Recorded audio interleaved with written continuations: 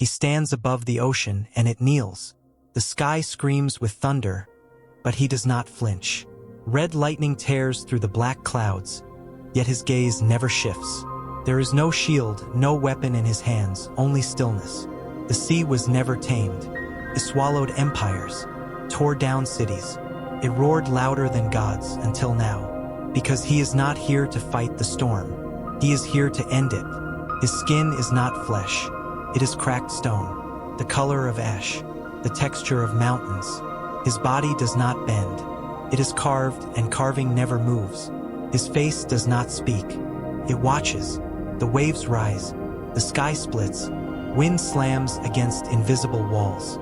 But he stands. There is power in movement, but greater power in silence. And he is silence shaped like a god.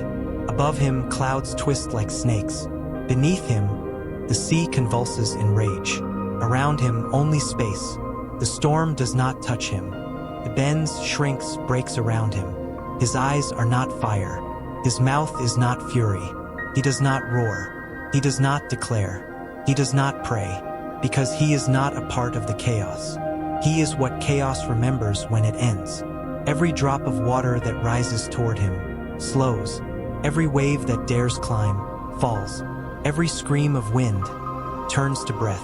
The ocean remembers what came before creation. It remembers stillness. It remembers the shape of fear. And now it sees it again. This is not a God of mercy. This is not a God of destruction. This is a God who does not need to choose. He stands, and that is enough. Time fractures when he stands. You feel it in your teeth, in your lungs, in the shaking behind your eyes. That slow crawl of pressure, that is not the storm. That is him. The storm does not fear the sky. It fears the thing that does not move inside it. He has no name, or maybe he has too many to remember, but the storm knows his shape, and the ocean knows his weight. He walks across the waves, but the water does not ripple. He breathes in thunder and exhales silence. The moon hides. The stars hold their light. The world tightens its breath. This moment has happened before, long ago, in another cycle, before history, before gods had voices. It happened when silence stood above sound, and sound surrendered. You do not worship him. You cannot, because worship requires words. And in his presence, you forget how to speak. There is only pressure, and awe, and submission. The ocean will scream again. The winds will rage. The sky will open, but not while he stands, because the storm is not free. It is allowed, and he is the one who decides. Look at him. Look at the cracks in his stone. Look at the quiet in his posture. That is not weakness. That is what remains after everything else breaks. Some gods ride the storm. He buries it. Some gods speak through thunder. He speaks through nothing at all.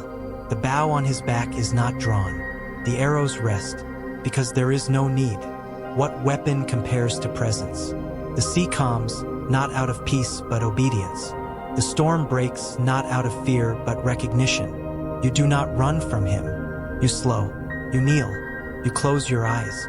Because in the silence after the storm, he is still standing. He does not walk. The world moves beneath him. Mountains stretch as he approaches, then kneel into valleys. Their sharp edges soften in his presence, because stone knows its elder. His body is not shaped by storms or gods. It is carved by silence, and silence travels with him like a shadow. In the peaks where even the wind grows tired, he stands. He does not shout across the mountains. He listens to the stone remembering its birth. And as he listens, the air slows. The thunder fades, and time itself begins to rest. He does not carry fire, yet everything burns in his path. Not with heat, but with memory. Even the coldest sky blushes when he lifts his gaze. In the distance, the ruins of an ancient temple sleep. Broken pillars buried under time. But as he nears, they do not rise, they remember. They remember being whole. His presence does not fix. It returns. He is not the future. He is the echo of what was too strong to die. The stars above begin to brighten. Not because night ends, but because he is beneath them. They shine harder, hoping he will look back. And when he does, they blink slower. And the night grows heavier, as if even the cosmos holds its breath. In the shadow of the shattered temple, he pauses. He touches nothing. But stone cracks whisper back. His aura is not fire, not light. It is memory turned visible. It hums faintly, softly, like a forgotten name on the edge of waking. Now lava flows far below. Rivers of red glow in the dark. They do not rage, they wait, because they know they are not the hottest thing in this world. He steps to the edge of the volcanic chasm. The ground hisses, but he does not burn, because fire recognizes something older than itself. He does not fear falling. There is nothing below him that does not already obey. Even smoke parts for him. Even light reshapes itself to stay in shadow. Even ash dares not touch his skin. There is no crown on his head. There is no throne nearby. Yet the earth curves to hold him. Trees begin to form in the dark, not ordinary trees, but tall, ancient ones, black-barked and silent. They lean inward. They listen. Purple mist flows through the air. Glowing insects hover like stars fallen too soon. But he does not sweat them. They hover reverent, still. And now silence deepens. In this forest, no birds sing. Not because they are afraid, but because nothing louder is needed. Each step he takes presses the earth into memory. Each breath he draws stills the branches. Each blink slows the stars. This is not a path. This is a return. There are no prayers said here, because nothing holy asks for words. He does not glow. But you see him. You feel the world reframe around his presence. Every leaf shifts to watch. Every root tenses underfoot. Every distant creature quiets.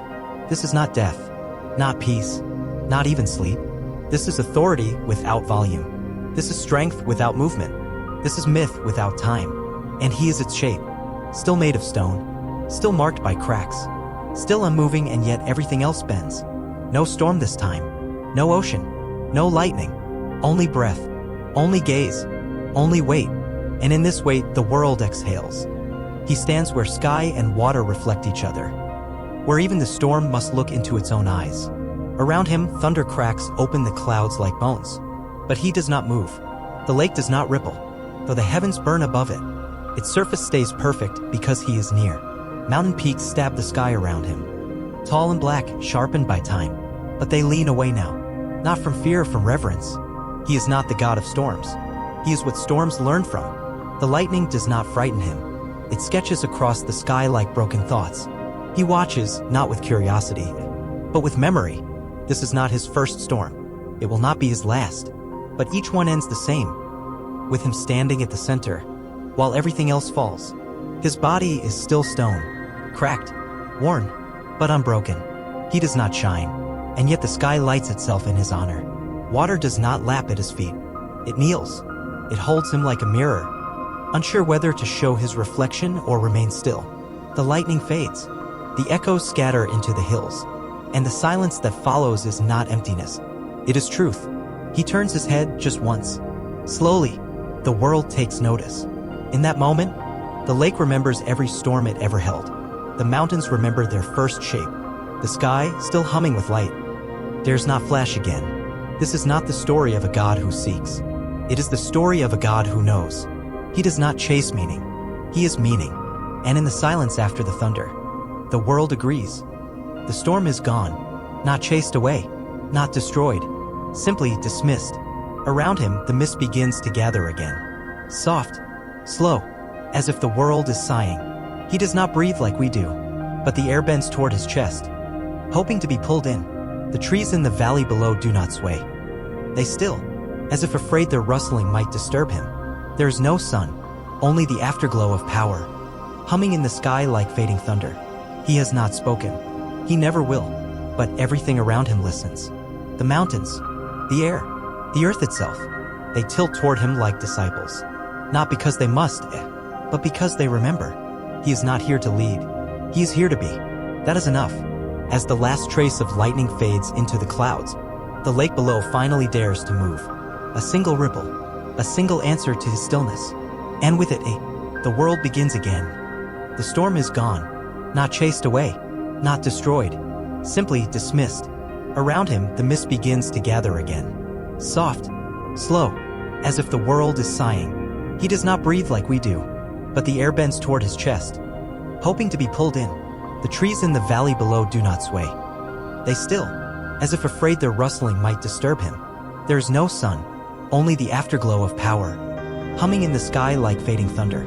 He has not spoken. He never will, But everything around him listens. The mountains, the air, the earth itself.